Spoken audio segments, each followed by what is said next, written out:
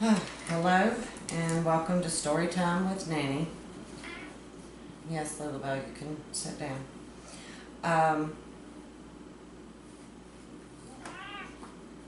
Today, let's start with Arthur's New Puppy, and it's written by Mark Brown.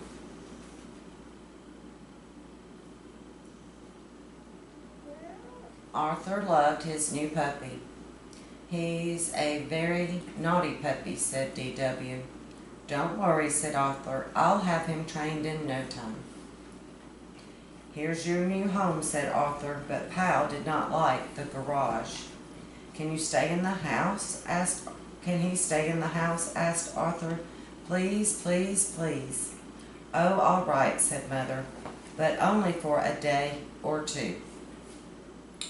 Arthur made a cozy spot for Pal in the kitchen. "I thought you might need a few newspapers," said D.W. "Look, he's so excited," said Arthur. "Look at your pants," said D.W. "You have excitement all over them." That little puppy had a little accident, didn't he? Later, Pal ate his dinner in a flash. "Uh-oh," said D.W. "He has that look in his eyes again." "Quick," said Arthur, "his leash." "I guess he didn't have to go after all," said D.W. "No, you were right," said Arthur. "He just went." Later that night, when everyone was asleep, Pal yelped and howled until he woke up the entire family. "Go to sleep," said Arthur, but Pal wanted to play. "Wake up, sleepyhead," said D.W. the next morning, "and be careful where you step." "Oh no," said Arthur. "You think this is bad," said Father. "Wait until you see the living room." Pal looked very proud. "My drapes!" cried Mother. Summer. "My doll!" screamed D.W. "Bad dog," said Arthur. "Pal is moving to the garage," ordered Mother. "I'll put the garage key on the hall table," said Father. Arthur packed up Pal's things and went to get the garage key, but it was gone. The whole family searched for the key. "It looks like you can stay in the house one more night," Arthur said. "I heard Mom and Dad whispering," said D.W. "They said he better be trained soon or else." At school, Arthur told Francine and Buster about training Pal. "I used to have a puppy too," said Buster, "but my parents sent him to a farm." "My cousin had a problem puppy," said Francine. "One day he just disappeared. After school, Arthur hurried home." "Oh no," said Arthur. "What happened?" "I thought I'd take him for a walk," said D.W., "but when he saw the leash, he went wild." "You better clean this mess up." That night, Arthur gave Pal an extra training lesson. "I'll help you train the beast," said D.W. "Watch," said Arthur. "He's getting better." "Sit," said Arthur. "Lie down," said Arthur. "Stay," ordered Arthur. "I know something he'll understand," said D.W. "Time for your walk, Pal." "He just needs a little more work," said Arthur. But Pal needed a lot more work. Arthur set up a training school in the backyard and worked with Pal every day after school. Arthur decided to put on a puppy show for his family. "When they see how well you're trained, they'll never send you away," he said. "Welcome to Arthur's Puppy Show," said Arthur. He held his breath. "What you are about to see will amaze and astound you."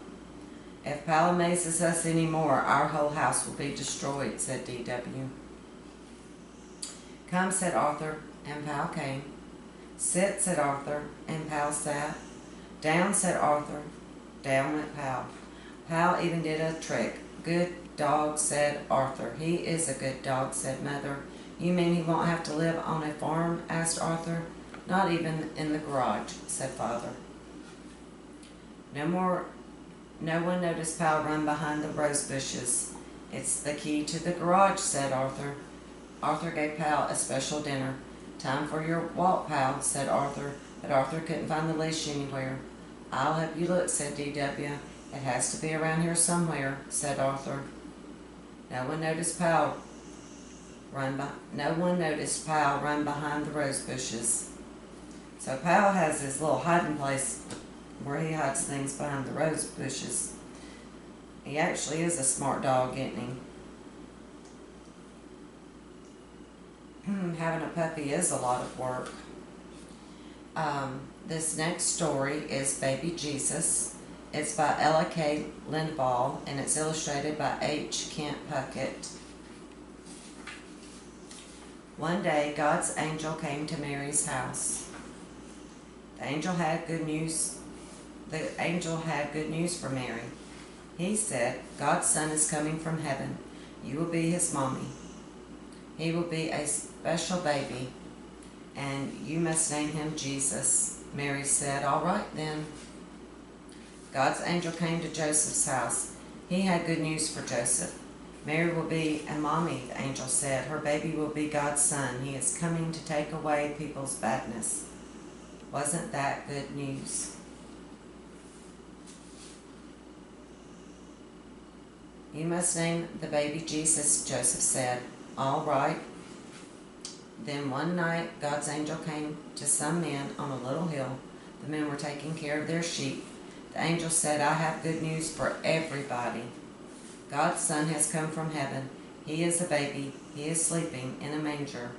That is a box where donkeys eat. All at once, many angels were there. In one big voice, they said good things about God. After that, they went back home to heaven. Everything was quiet again, as quiet as could be.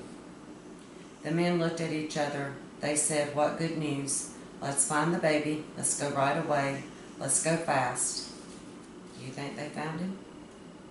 They found him. There was Mary, there was Joseph, and there he was, baby Jesus, God's son from heaven, sleeping in the manger.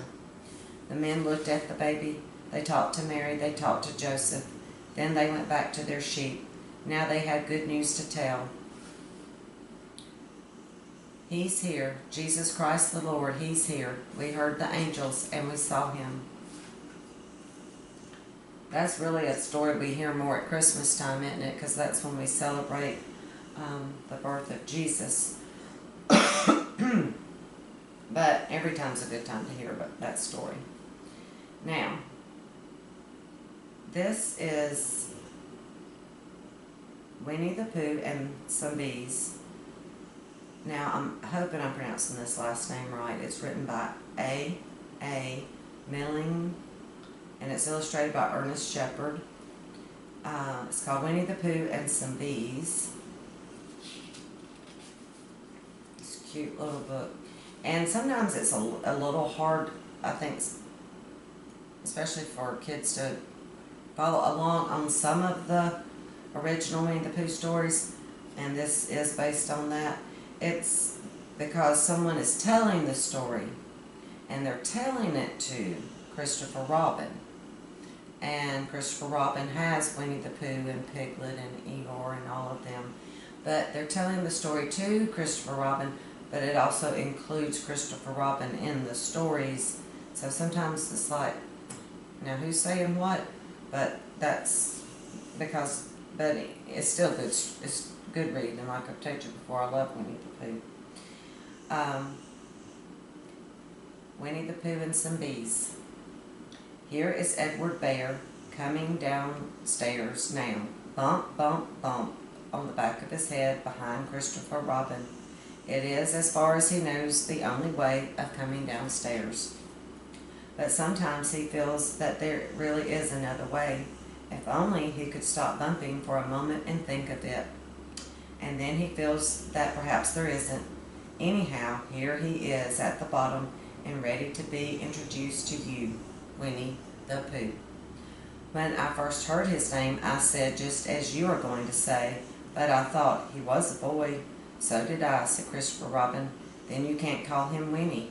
I don't, but you said he's Winnie the Pooh. Don't you know what the means? Oh, yes, now I do, I said quickly, and I hope you do too, because it is all the explanation you're going to get. Sometimes Winnie the Pooh likes a game of some sort where he comes downstairs. And sometimes he likes to sit quietly in front of the fire and listen to a story. This evening, what about a story, said Christopher Robin. What about a story, I said. Could you very sweetly tell Winnie the Pooh one? I suppose I could, I said. What sort of story does he like? About himself, because he's that sort of bear. Oh, I see. So could you very sweetly? I'll try, I said. So I tried. Once upon a time, a very long time ago, now about last Friday, Winnie the Pooh lived in a forest all by himself under the name of Sanders. What does under the name mean? Asked Christopher Robin. It means he had the name over the door in gold letters and lived under it. Winnie the Pooh wasn't quite sure, said Christopher Robin. Now I am, said a growly voice. Then I will go on, said I. One day, when he was out walking, he came to an open place in the middle of the forest, and in the middle of this place was a large oak tree, and from the top of the tree there came a loud buzzing noise. Winnie the Pooh sat down at the foot of the tree, put his head between his paws, and began to think. First of all, he said to himself, that buzzing noise means something. You don't get a buzzing noise like that, just buzzing and buzzing, without it meaning something. If there's a buzzing noise, somebody's making a buzzing noise, and the only reason for making a buzzing noise that I know of is because you're a bee. Then he thought another long time and said, and the only reason for being a bee that I know of is making honey. And then he got up and said, and the only reason for making honey is so as I can eat it. So he began to climb the tree. Excuse Bo snoring over there. He climbed and he climbed and he climbed and he climbed, and he sang a little song to himself. It went like this. Isn't it funny how a bear likes honey? Buzz, buzz, buzz.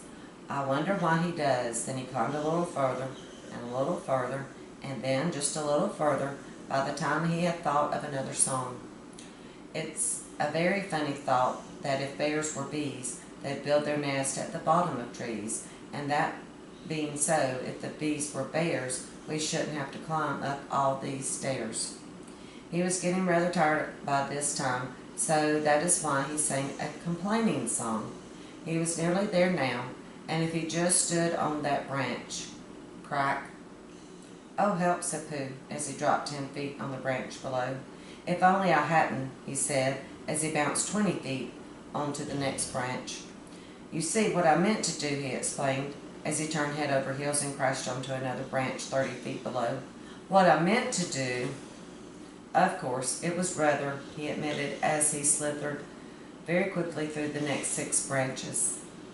It all comes, I suppose, he decided, as he said goodbye to the last branch, spun around 3 times, and flew gracefully into a gorge bush.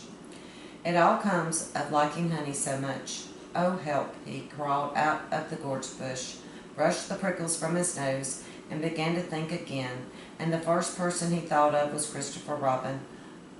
Was that me? Said Christopher Robin in an odd voice, hardly daring to believe it. That was you.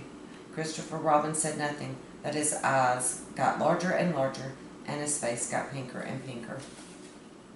So Winnie the Pooh went around to his friend Christopher Robin, who lived behind a green door in another part of the forest. Good morning, Christopher Robin, he said. Good morning, Winnie the Pooh, said you. I wonder if you've got such a thing as a balloon about you. A balloon?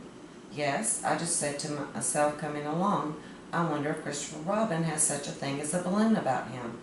I just said it to myself, thinking of balloons and wondering.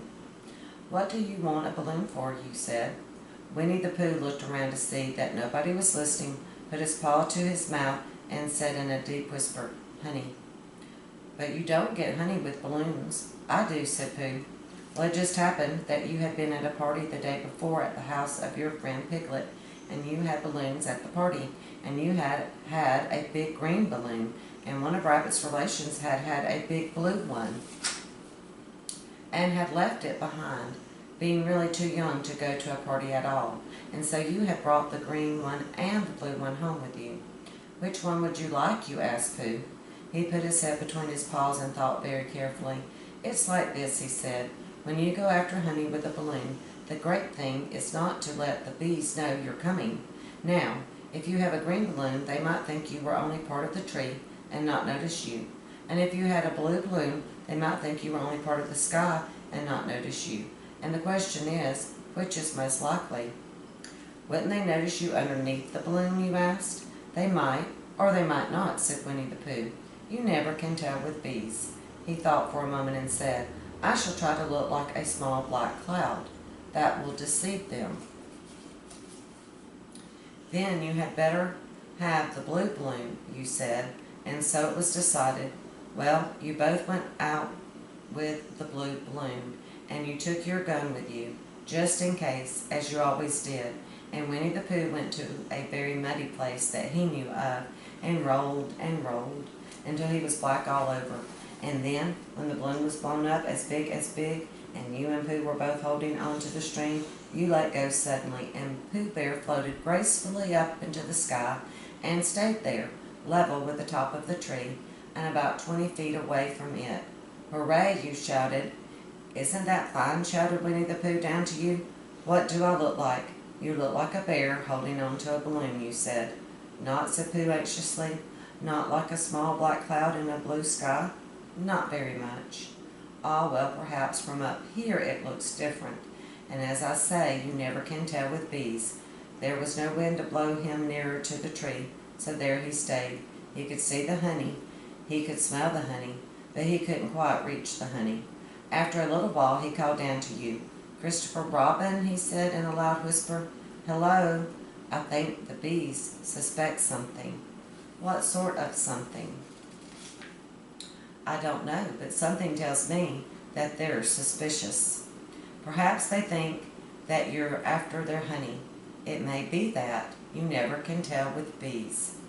There was another little silence, and then he called down to you again. Christopher Robin. Yes? Have you an umbrella in your house? I think so. I wish you would bring it over here and walk up and down with it and look up at me every now and then and say, tut tut, it looks like rain. I think if you did that, it would help the deception which we are practicing on these bees. Well, you laughed to yourself, silly old bear, but you didn't say it out loud because you were so fond of him, and you went home for your umbrella. Oh, there you are, called down Winnie the Pooh, as soon as you got back to the tree. I was beginning to get anxious. I have discovered that the bees are now definitely suspicious. Shall I put my umbrella up, you said? Yes, but wait a moment. We must be practical. The important bee to deceive is the queen bee. Can you see which is the queen bee from down there? No? A pity. Well, now, if you walk up and down with your umbrella saying, tut tut, it looks like rain, I shall do what I can by singing a little cloud song, such as a cloud might sing. Go. So while he walked up and down and wondered if it would rain, Winnie the Pooh sang this song. How sweet to be a cloud floating in the blue. Every little cloud always sings aloud. How sweet to be a cloud floating in the blue. It makes him very proud to be a little cloud. The bees were still buzzing as suspiciously as ever. Some of them indeed left their nest and flew all around the cloud as it began the second verse of this song. And one bee sat down on the nose of the cloud for a moment and then got up again. Christopher, Owl, Robin, called out the cloud. Yes, I have just been thinking, and I have come to a very important decision. These are the wrong sort of bees. Are they? Quite the wrong sort. So I should think they would make the wrong sort of honey, shouldn't you? Wouldn't they? Yes, so I think I shall come down. How asked you? Winnie the Pooh hadn't thought about this. If he let go of the string, he would fall. Bump, and he didn't like the idea of that. So he thought for a long time, and then he said, Christopher Robin, you must shoot the balloon with your play gun. Have you got your play gun? Of course I have, you said. But if I do that, it will spoil the balloon, you said. But if you don't, said Pooh, I shall have to let go, and that would spoil me. When he put it like this, you saw how it was, and you aimed with your play gun at the balloon and fired. Ow, said Pooh. Did I miss, you asked? You didn't exactly miss, said Pooh, but you missed the balloon. I'm so sorry, you said. And you fired your play gun again, and this time it hit the balloon, and the air came slowly out, and Winnie the Pooh floated down to the ground, but his arms were so stiff with holding on to the string of the balloon all that time that they stayed up straight in the air for more than a week, and whenever a fly came and settled on his nose, he had to blow it off. And I think, but I am not sure, that that is why he was always called Pooh. Is that the end of the story? Asked Christopher Robin. That's the end of that one. There are others. About Pooh and me, and Piglet and Rabbit, and all of you. Don't you remember? I do remember, and then when I try to remember, I forget. That day when Pooh and Piglet tried to catch the heffalump, they didn't catch it, did they? No. Pooh couldn't because he hasn't any brain. Did I catch it? Well, that comes into the story.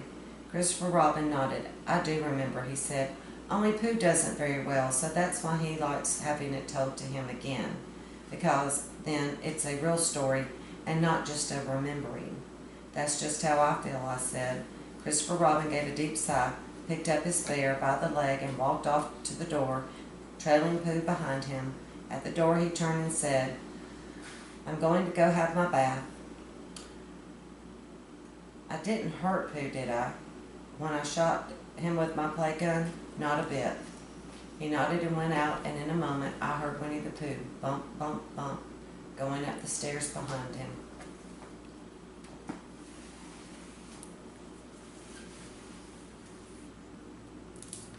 This one is, did y'all like that Winnie the Pooh, by the way? That's one of the originals.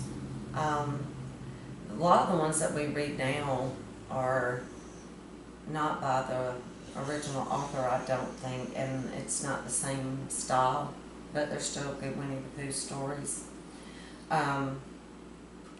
This is one of the ones that we talked about before where they didn't have an author's name, just the company that published it, which was Brymax, and it's called Dear God. We are your little children. To you, dear God, we pray. Keep us safe through every day and all we do, both work and play. Help us when we cross the street to think of others, take their hands. Help us get to know and love those from other lands. When the sun has gone to bed and it's our bedtime too, watch over us while we sleep, dear God, we pray to you. Teach us to remember that we can help everywhere and look after the little things who need our loving care. Show us, we pray, dear God, how to share our toys. Love us always, help us try to be good girls and boys. And that was a cute story. Yes, God can help us be good, and we can learn how to help and be a help to especially those younger than us that maybe we know how to do some things they don't and they need our help, and we can be sweet and help them. This is a cute little story. I believe this is going to be our last one for today, and I think it's super cute. It's called Lost Little Bunny, and it's written by Joanne Barkin and illustrated by Jody Wheeler.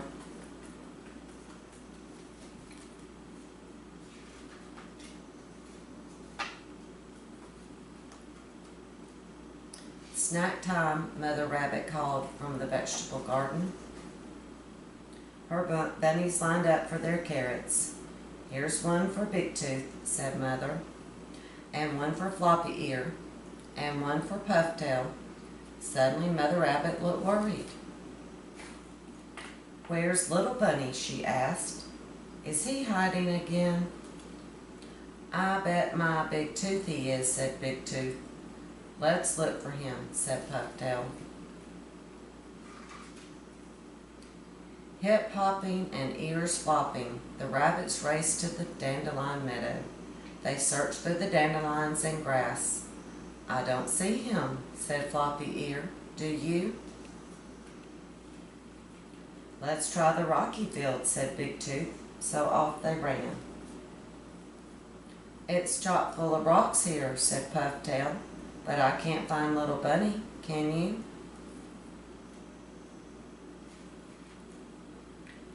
Mother Rabbit sighed. I don't think Little Bunny is hiding anymore. I think he's lost. Oh dear, cried Floppy Ear. He's lost? What should we do? We'll search for him even harder, said Mother Rabbit. Come along with me and hurry. They dashed to the strawberry patch and shouted Little Bunny's name, but they couldn't find him. Never fear, said Floppy Ear. I have an idea. Little Bunny must be lost in the woods. The rabbits looked high and low in the woods. There's no sign of him here, said Floppy Ear. I'll try the flower garden, called Pufftail. Follow that tail, shouted Big Tooth. The rabbits searched among the flowers, but they couldn't find even a whisker of Little Bunny's. Big Tooth, Floppy Ear, and Pufftail began to cry. Sad Mother Rabbit led them home to the vegetable garden. They walked slowly past the cabbage, eggplant, rhubarb, and peppers, and then... Do you see what I see? Asked Pufftail. Under the big carrot leaves lay Little Bunny. Mother Rabbit's nose twitched happily. He was hiding, she said. Now he's tired and napping.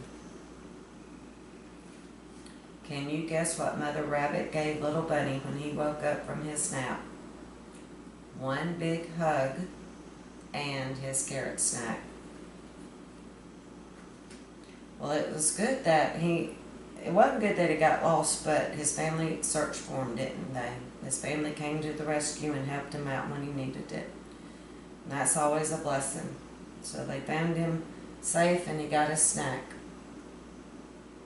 So that had a happy ending.